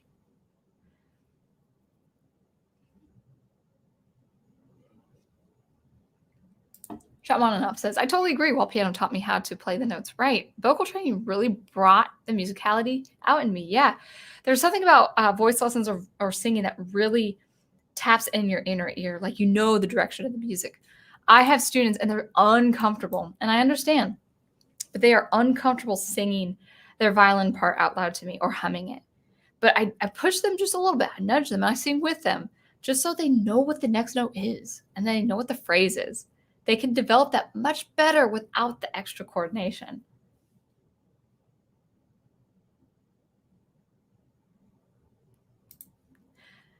Matt says, piano is 100% the best for learning theory. Yep. Much easier to visualize. Yes. And the layout forces you to actually learn key signatures, unlike guitar where you can learn shapes. Yeah. And with violin, it's actually, or upper strings or any strings, it's the space, the spacing between your fingers that determines the half steps and whole steps. And it's just so abstract. It's so abstract. Matt also says 4th finger is tough for guitar too. There are 2 fingers for open G chord, one of which is a lot easier to shift to other chords, but it uses the pinky. So it's a big barrier for a lot of kids. Yeah, I can certainly understand that. So I think I might wrap it up in the next 10 minutes or so. But I think I covered just a general idea. Oops, let me back up there. Just the general idea, if that makes sense. What to consider. What to consider having a teaching job. Now, actually, you're more than welcome to keep this information, Matt. But since you have the same occupation I have right now, did you study music at a higher education? Now you teach guitar, so it might be just different with different instruments as well. But if you teach in if you've had a higher education on guitar or music, and you wanted to share that with me on the stream, just so people may know that possibly, I think you're gonna get, at least with violin, you're gonna get your foot in the door much easier to to get that job with a music degree. But if you teach privately, you can master your craft. You can master your craft. You will have to practice teaching. Teaching does take practice. Oh, yeah, Shot Down in Flames. Good. Nice to see you. What are my favorite musical pieces to play? Well, I have favorite violin pieces that I still need to work on. And I'm happy to, I do need to work on these. I will, oops, I was about to see. Ralph Vaughan Williams, The Lark Ascending, is one of the most gorgeous violin pieces out there. Beautiful. And I have the score. And I was learning it earlier this year. And then I guess just with everything going on with the pandemic and rearranging schedules and different things like that, just kind of put that on a halt. So that's one thing I like to play. Bartok,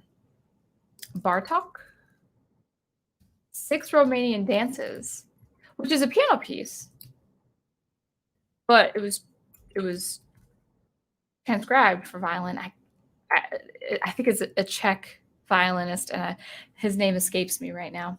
But that's a wonderful. So transcribed. Actually, I'll just go ahead and say transcribed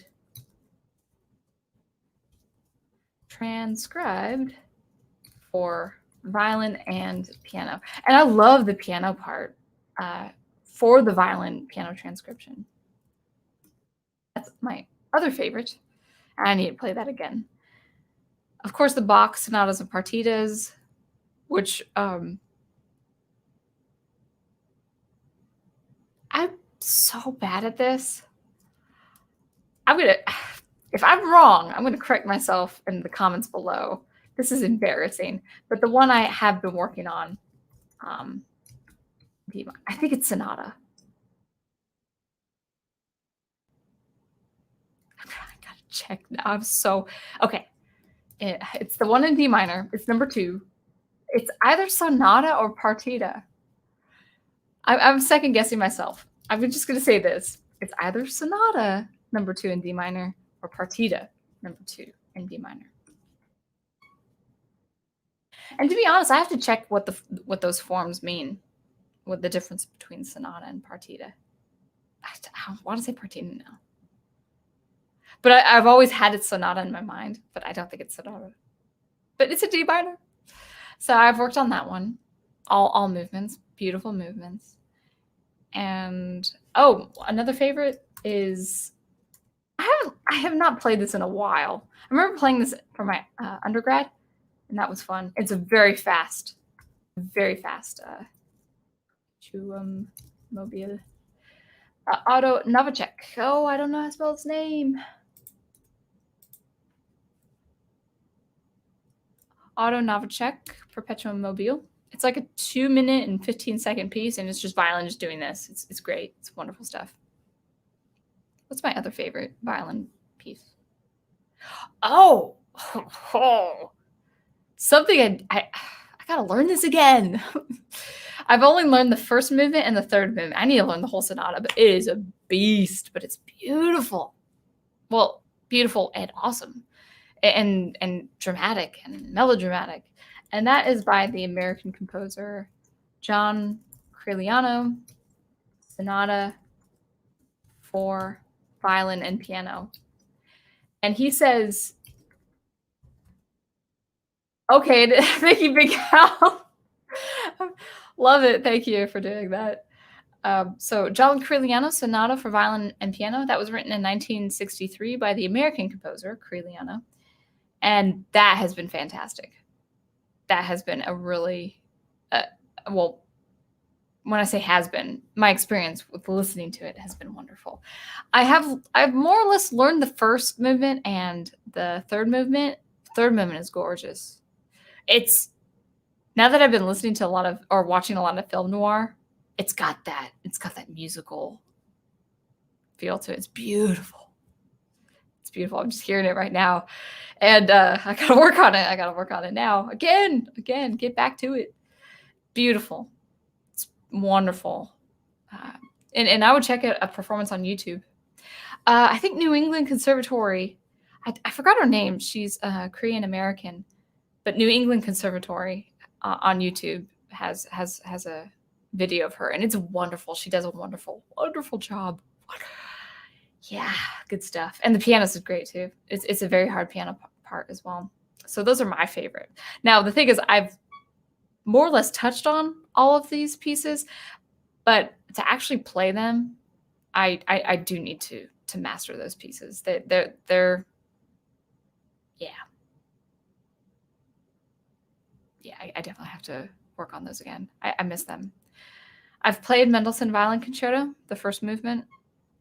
I got to get back to that too. So yeah, lots of different violin pieces.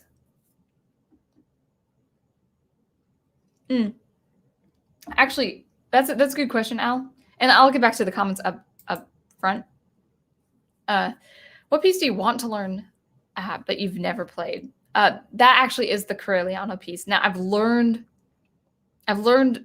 the majority of the first and third movements. I don't have them at the performance level, but if I found a pianist and we did that sonata, that probably would be one of those dreams come true. It's a fantastic piece. It's beautiful, but it's also dark. But it's got hope. It's got sentiment. It's got everything. It's got whimsical nature to it. It's got personality. It's hard. It goes between, like, okay, let's start in 7/4, then let's go to 9/4, not 9/4. I've got the score. No, I'd probably have to look for it. Actually, I have all these scores, but I'd have to look for it. And I don't want to keep you guys. But it goes like from 7/4 to 6/8 to 3/8 to da bum ba da da, or I can't sing it, but it's 1 2 3 1 2 1 2 3 1 2 1 2 3 1 2 3 4 5 6 1 2 1 2 3. It's got this great just asymmetry in the meter, and it's I'm daydreaming about it right now. Yep, Crilliano, he's good. Oh, okay, this is important. So Matt Bound says, I didn't study music in college. I'm actually self-taught on guitar, but I did band in high school and took music theory there and used that as a base to build theory knowledge for guitar on my own. Okay, good. This might be, maybe I'm experiencing it more as a classically trained violinist. I think there's like, different ways to approach teaching music. So for guitar, maybe with that, maybe with voice, maybe from a musical performance degree. So, acting and singing on stage versus opera versus choral, versus all that stuff. So I guess it would depend. It depends on the need. Actually, that's another thing. That's so important. It depends on the need. It depends on the demand. Even with quarantine, I would say, maybe not. I won't say so, but definitely before quarantine, I would. Violin instructors always needed. Like there's kind of, it's not like we deal with turnover or anything, but there's always a demand for a violin instructor. And so it's nice to have that. It's not this isn't my dream work or anything. Of course I compose and I would love to compose and write all day, but you have pay the bills. But I'm very grateful for being able to pay those bills through violin instruction.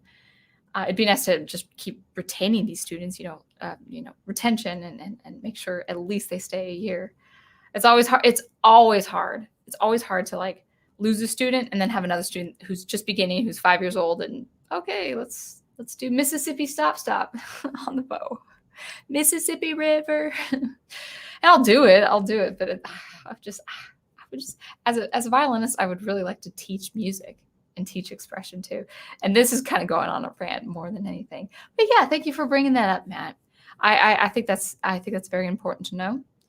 I know for one of my studios, I needed a music degree, especially for violin. You needed that classical training. Oops. And I didn't, even though I didn't have a violin performance degree, I had to have 2 years of college instruction. I had to have 2 years of lessons. So it was good. Oh, she made me cry. She was shorter than me. And she stoked fear in me. She was good. She's a wonderful person. And she was amazing because she could play the piano accompaniment of the violin stuff I was doing. That was amazing.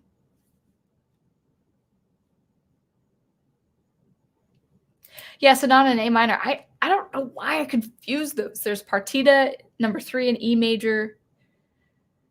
So partita in D minor. And what's the first partita? There are 3 partitas and 3 sonatas, and I'm admitting this on YouTube. I'm confused right now. I gotta know this. Oh, sonata number 1 in G minor. So I think the partita would be in C major. Maybe. Sonata number 2 in A minor. Thank you, Al. I think that's right. Yeah, I think that's right.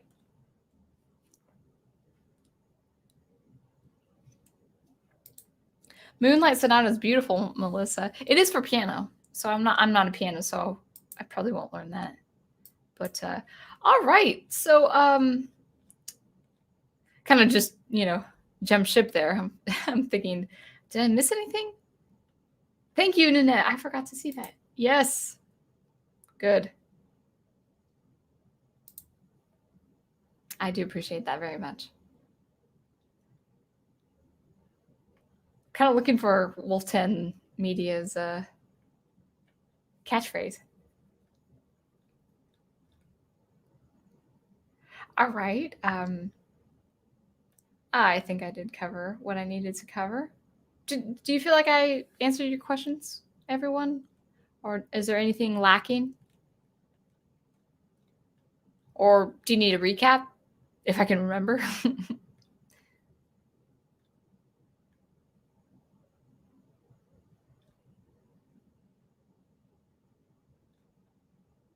All right. I think I have everything.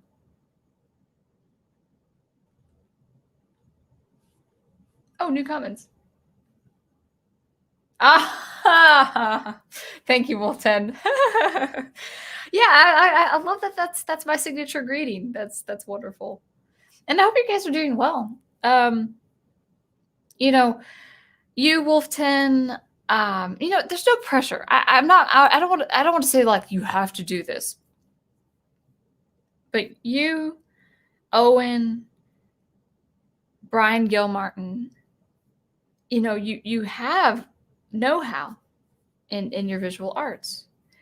And I just wonder if you would apply that somehow to an actual commentary video. Now, I don't know how you would do that with drawing. Maybe you'd have to have a camera set up, or maybe you just need enough space to see your hand, or maybe you just review art. Maybe you review art that inspires you and say, yes, I got this technicality this way. I got this style this way. I got the style from this person I really like. That would be good. That would be good. If you're thinking about doing tutorials of some kind, Wolf10, try it out first and mix it with commentary as well. But actually just try something. See what sticks. But I think, try it. I wouldn't mind seeing it. Just doing like a tutorial doesn't need to be more than 10 minutes long. In fact, excuse me, I've got to get this project done. Probably be next year before I start. But I actually want to construct basic violin instruction videos for violin technique. Just get it out of the way. 10-minute videos. Hey, here's your violin technique. Now you can work on music. But that's a big project, and I would have to really take the time. I've got the camera, and I know enough video editing where I could do it very well. But yeah, that's great. I'm looking at your comments there. Yeah, there you go. And you're welcome, Melissa. Thanks for the awesome answer. I thank you. Thank you for asking. Oh, did you ever think of what instrument to play? Man, it's so hard to think and then talk about something else.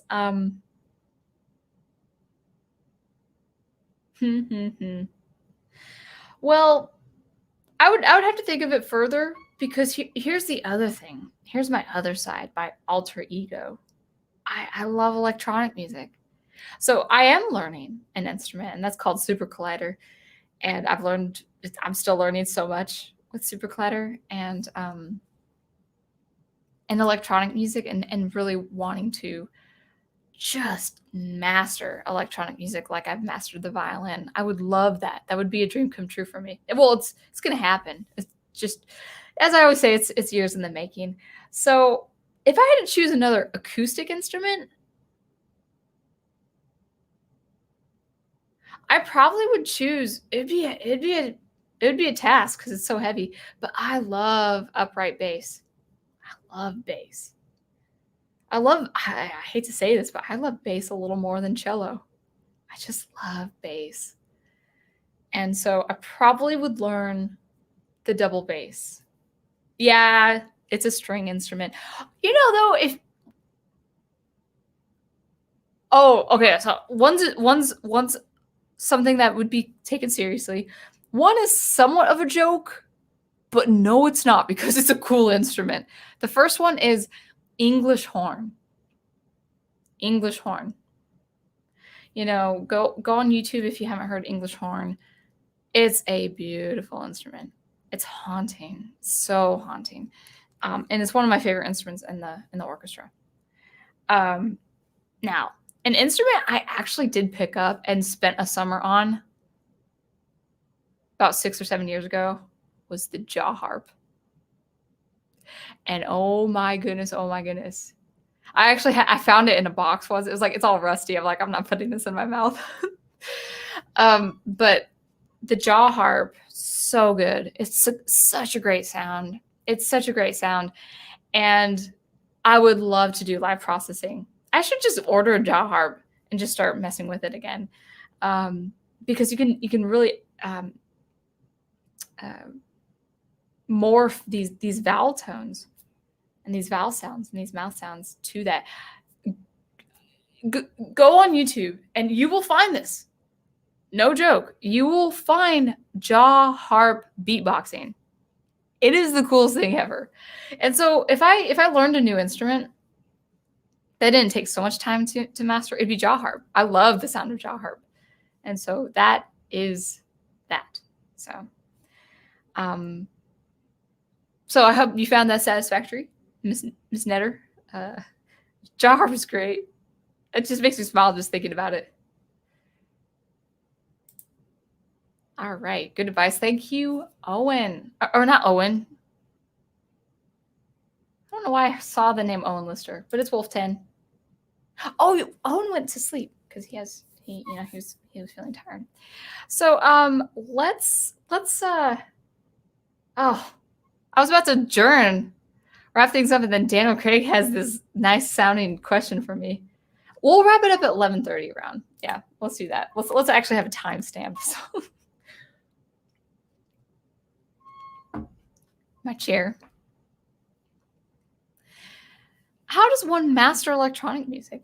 Is it a matter of knowing the tools so well when you think of a sound, and precisely how to make it so you're only left with composition? Well, yeah, first it's the ability to compose in that media, because it's different from composing for an acoustic ensemble. It's just a different set of skills. Even though you have the same know-how of composition, it is different.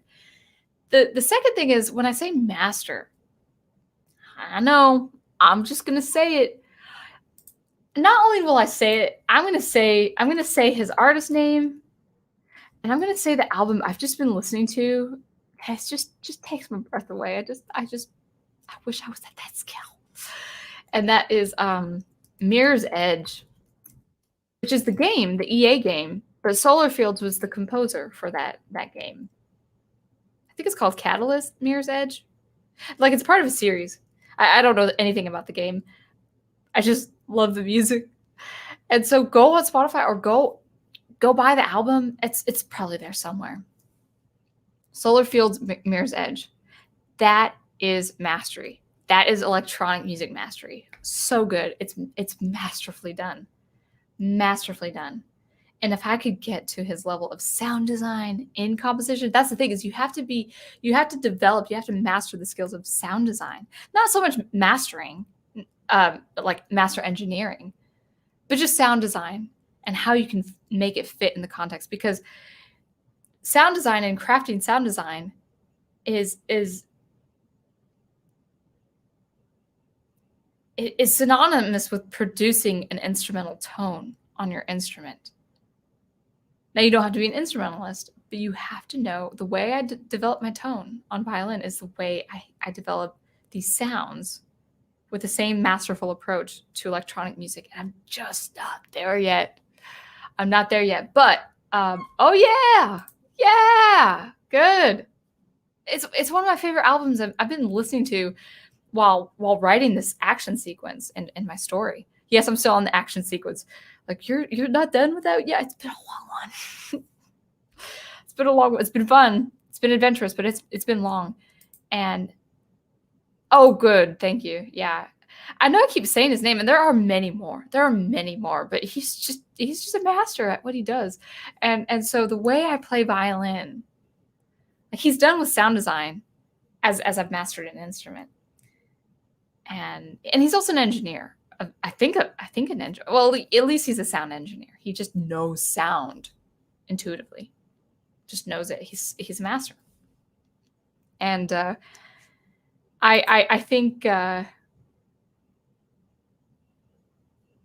what I mean. For me, master for electronic music actually also means getting it to the level I really want as far as my skills and aesthetics. Skills, style, and aesthetics. I love the upbeat music that I do, and I'm going to continue doing that.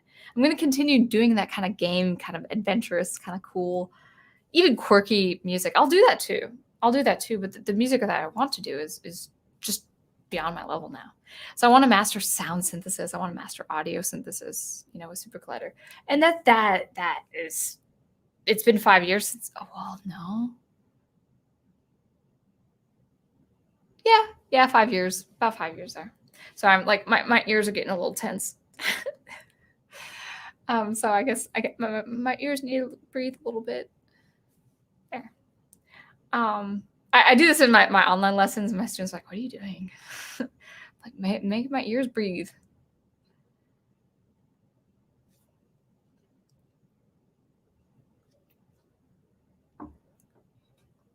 Oh, that's a good idea. I could talk. Are you talking about mastering electronic music? Yeah, I'm happy to do that.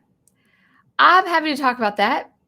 I'm very happy to talk about that for another time. I'd have to prepare that a little bit, just to kind of get my thoughts in order. Because if I'm not careful, it could sound generic, or it could sound almost ambient, like meandering. So I have to be pretty specific.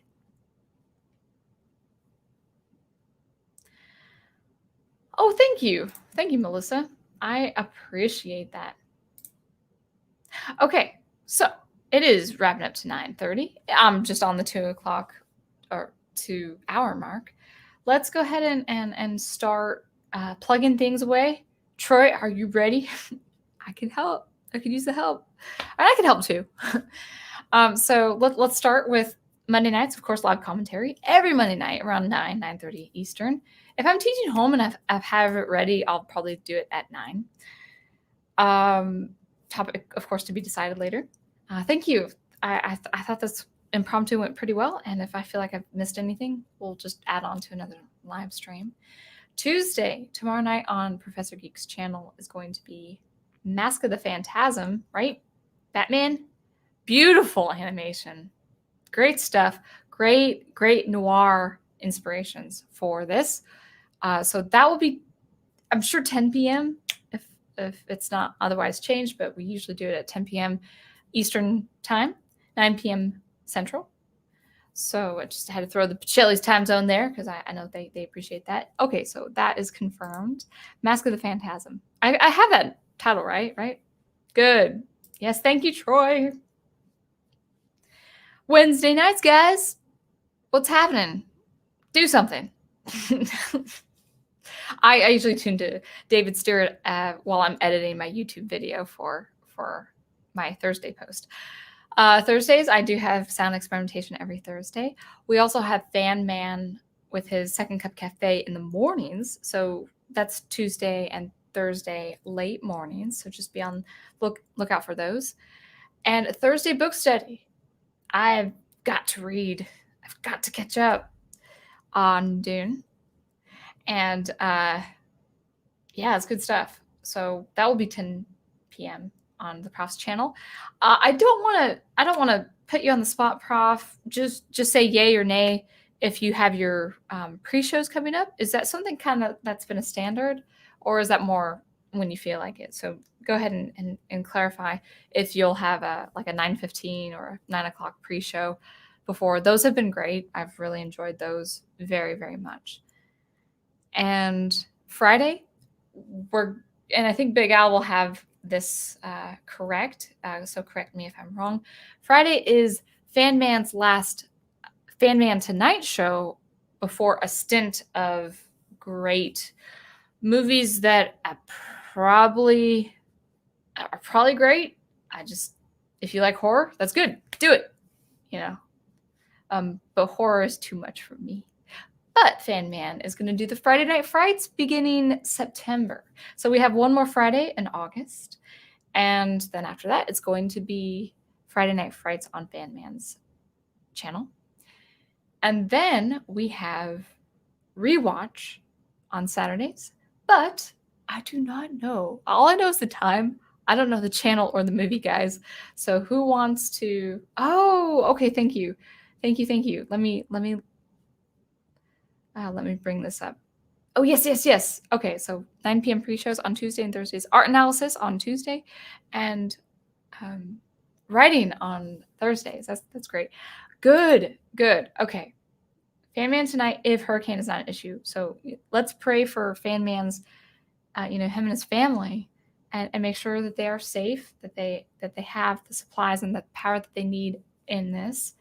And we'll just keep that open. We'll see where the week takes us. So yes, thank you for bringing that up. Absolutely. And thank you, Troy, for plugging all those channels. So okay, so I think the Goonies are for the Saturday night rewatch at 10 on Big Al's channel. I know that's Big Al, right? That is on your channel, right? Yeah, I'm sure. If I'm wrong, you guys can see it on the schedule on the Facebook page. I'm plugging away the Facebook page. I'm only plugging the Prof's Facebook page, okay, guys? Not Facebook itself. Just the group.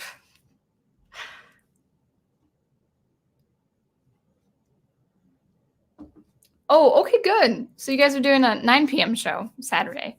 The UN Spacey Wolf Squadron. That's fantastic. I like it. In fact, actually, your logo kind of has that kind of insignia, if you will. That is, by the way, that is an insignia. No, is that your own design, Wolf 10? If it's like a famous fan thing I should know about, I'm sorry. But is that an insignia of yours, or is that a famous insignia? I'm not sure.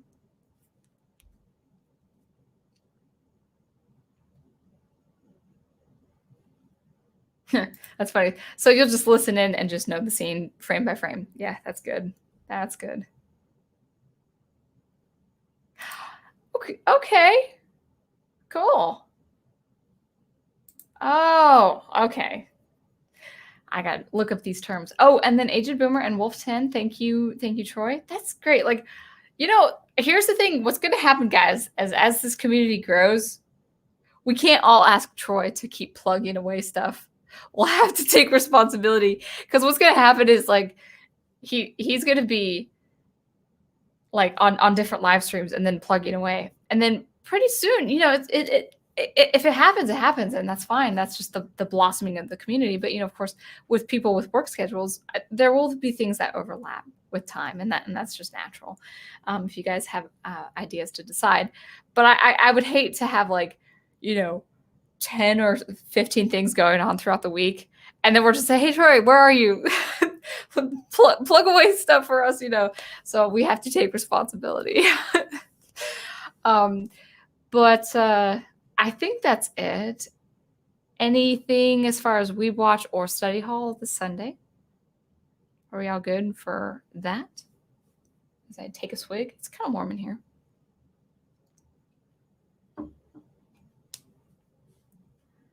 Oh,